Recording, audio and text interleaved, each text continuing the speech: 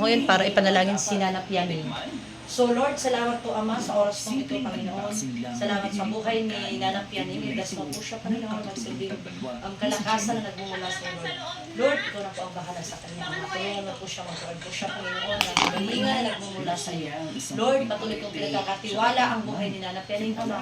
Tulungan po siya, Panginoon, na tanggapin kanya bilang personal Savior, Panginoon. Maraming pong salamat sa pangalan ni Jesus. Amen. Nanay, gusto mong tanggapin si Jesus na personal Savior? Amen. Nani? So, sumunod ka lang sa akin panalangin. Panginoong Jesus, marami pong salamat sa oras kong ito.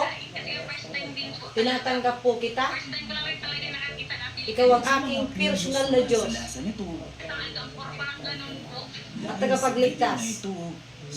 At tagapagligtas. Mula po ngayon, ikaw na maghari sa buhay ko. Patawarin mo pa ako, Panginoon, sa aking mga kasalanan,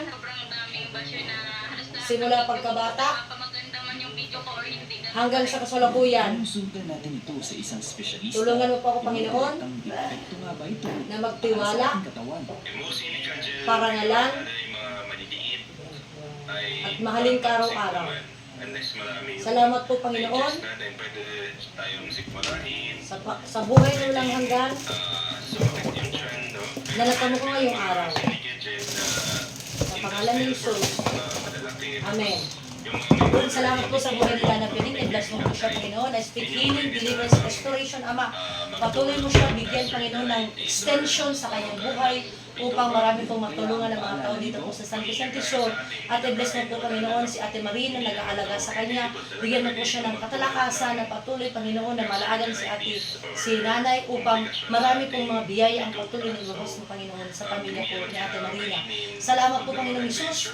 Patuloy kami nagtitiwala sa iyo, Panginoon. Ikaw po ang bahalang maging sentro ng aming buhay. Lord, we love you so much, Ama. Lord, salamat po, Panginoon, sa pangalan ni Jesus. So yan po, si Nanay, pinalangin po siya. Salamat sa kanyang buhay dahil sa biyaya ng Panginoon ay nagkataon po siya ng kalakasan. Sa pangalan ni Jesus, Amen.